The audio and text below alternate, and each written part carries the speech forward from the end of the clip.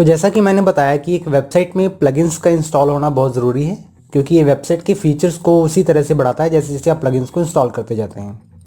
लेकिन आपको plugins install करने से पहले एक बात ज़रूर ध्यान में रखनी है कि आप उसे प्रॉपरली स्टडी ज़रूर कर लें, अदरवाइज़ आप अपनी वेबसाइट में वायरस मालवेयर के प्रॉब्लम्स को फेस कर सकते हैं। तो आज की वीडियो में हम ये देखने वाले हैं कि हमने कितनी तरह के प्लगइन्स यूज़ किए हैं इस वेबसाइट को बनाने के लिए, और उसकी डिस्क्रिप्शन के साथ मैं आपको उसे बताने वाला हूँ कि हर प्लगइन का क्या क्या काम है, जो जो प्लगइन हमने ऐड ऑन किए हैं, और ये भी जानने वाले हैं कि हम किस तरह से एक नई प्लगइन को ऐड कर सकते हैं। तो आपको डैशबोर्ड सेक्शन में प्लगइन्स पर होवर करना है और इंस्टॉल प्लगइन्स पर जब आप क्लिक करते हैं तो आपके सामने ये डायलॉग ओपन हो जाएगा। ये पेज ओपन होने के बाद आप यहाँ पर अपने सभी इंस्टॉल प्लगइन्स को चेकआउट कर सकते हैं। मैं यहाँ पर उन प्लगइन्स को चेकमार्क कर देता हूँ जो जो मैंने इंस्टॉल किए थे। तो मैंने इन प्लगइन्स को इंस्टॉल किया है, जिन जिन प्लगइन्स पर मैंने चेकमार्क इनेबल किया है आप इन प्लगइन्स को अपनी डायरेक्टरी में इंस्टॉल कर सकते हैं और अपने इस वेब पेज को क्रिएट कर सकते हैं। तो सबसे पहला प्लगइन मेरे पास कॉन्टैक्ट फॉर्म 7 के नाम से है। कॉन्टैक्ट फॉर्म 7 को जब मैं व्यू डिटेल्स पर क्लिक करता हूँ तो ये आपके सामने कुछ इस तरह का प्लगइन दिखता है। इस प्लगइन का नाम यहाँ पर दिख रहा है, उसकी कुछ description, installation, FAQs, change log और स्क्रीनशॉट्स एंड रिव्यूज़। अगर आप किसी भी प्लगइन को इंस्टॉल करना चाहते हैं तो उसके लिए आपको उसको स्टडी करना होगा। डिस्क्रिप्शन में आप ये देख सकते हैं कि उस प्लगइन का यूज़ क्या है। इंस्टॉलेशन में आप ये देख सकते हैं उसे इंस्टॉल किस तरह से किया जा सकता है। FAQ में उसके रिसेंटली क्वेश्चंस की अगर कोई भी उसे इंस्टॉल करे तो आपके जो क्वेश्चंस हैं उन क्वेश्चंस को आप यहाँ पर देख सकते हैं। चेंज लॉग में इसके जो अपडेट्स हैं, इसके वर्जन अपडेट्स हैं, उस वर्जन के अपडेट्स के अंदर भी क्या फीचर्स हैं उन्हें चेकआउट कर सकते हैं। एंड स्क्रीनशॉट में आप प्लगइन्स की यूजेज के लाइव स्क्रीनशॉट चेकआउट कर सकते हैं। इसी तरह से सबसे last section, important section, reviews के बारे में। अगर आपके इस प्लगइन के रिव्यूज़ बहुत कम हैं या 5 स्टार से या 3 स्टार से नीचे हैं तो मैं ये रिकमेंड करूँगा कि आप प्लीज़ उस प्लगइन को इंस्टॉल मत करें, अदरवाइज़ आप उसे अपने रिस्क पर से इंस्टॉल कर सकते हैं। डिस्क्रिप्शन में जाकर आप उसे चेकआउट कर सकते हैं। एंड इस प्लगइन की डिटेल कॉन्टैक्ट फॉर्म 7 यानी कि इस फॉर्म के ये जो फॉर्म है ये हमें वो फीचर प्रोवाइड करता है जिससे हम अपने वेबसाइट पर फॉर्म्स को क्रिएट कर सकते हैं किसी भी विजिटर से उसका डेटा लेने के लिए। मैं आपको इसमें स्क्रीन पर दिखा देता हूँ। मेरे पास ऐप प्रमोशनल का जो पेज है, इसमें मेरे पास लास्ट में जो फॉर्म बनाया गया है ये इसी प्लगइन के थ्रू क्रिएट किया गया है।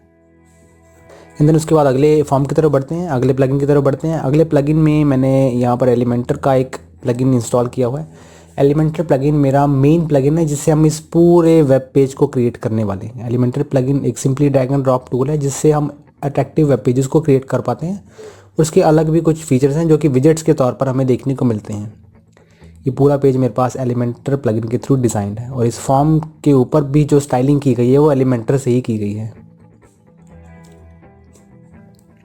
अगले प्लगइन का नाम है एसेंशियल एड-ऑन्स। ये एलिमेंटर के फीचर्स को बढ़ाने का काम करता है। मैं इसे व्यू करता हूं तो आपको ये कुछ इस तरह का देखने को मिलता है। एसेंशियल एड-ऑन्स फॉर एलिमेंटर यानी कि एलिमेंटर के फीचर्स को भी बढ़ाने का काम ये प्लगइन करता है। उसके स्क्रीनशॉट्स चेक करें, उसके रिव्यूज़ चेक करें एंड प्लगइन को अपने एंड पर अपने रिव्यूज़ के बिहाफ पर उसे इंस्टॉल कर लें। अभी मेरे पास अपडेट अवेलेबल है इसलिए इंस्टॉल अपडेट नाउ का ऑप्शन आ रहा है, अदरवाइज मेरे पास इंस्टॉल का ऑप्शन आता है एंड देन एक्टिवेट का। इसके बाद लिमिट लॉगिन अटेम्प्ट्स रीलोडेड। अगर मैं इसे व्यू करता हूँ, लिमिट लॉगिन अटेम्प्ट्स रीलोडेड यानी कि अगर आपकी वेबसाइट को कोई हैक करने की ट्राई करता है तो ये प्लगइन उसको 3 से ज़्यादा चांस नहीं देता। यानी कि अगर आप अपनी वेबसाइट की प्राइवेसी को बढ़ाना चाहते हैं तो उसके लिए आप इस प्लगइन को इंस्टॉल कर सकते हैं।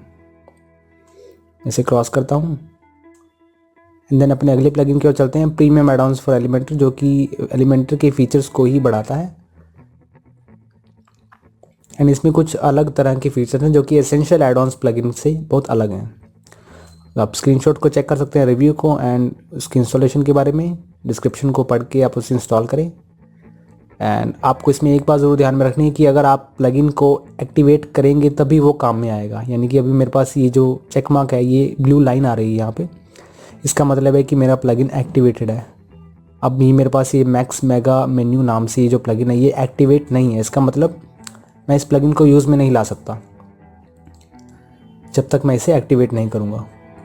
तो यूज़ में लाने के लिए आपको एक्टिवेट बटन प्रेस करना ज़रूरी है उस पर्टिकुलर प्लगइन का, जिस प्लगइन को आप एज अ फीचर यूज़ करना चाहते हैं अपनी वेबसाइट पे।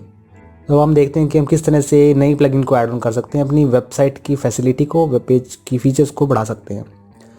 इसके लिए आप जब प्लगइन्स पर होवर करते हैं तो आप ऐड न्यू बटन पर क्लिक करके भी यहाँ से नया प्लगइन ऐड कर सकते हैं। अदरवाइज़ आप टॉप पर यहाँ एक बटन देख रहे हैं ऐड न्यू के नाम से, इसे क्लिक करें और अपना जो प्लगइन है वो इसे इंस्टॉल करें।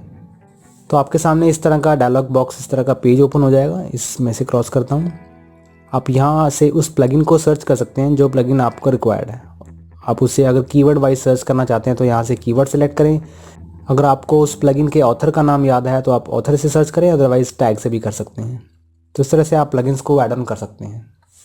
अगली वीडियो में हम थीम्स को चेकआउट करने वाले हैं कि इसके लिए मेरे पास कौन कौन सी रिक्वायर्ड थीम्स रहने वाली हैं और किस तरह से एक नई थीम को ऐड ऑन किया जा सकता है।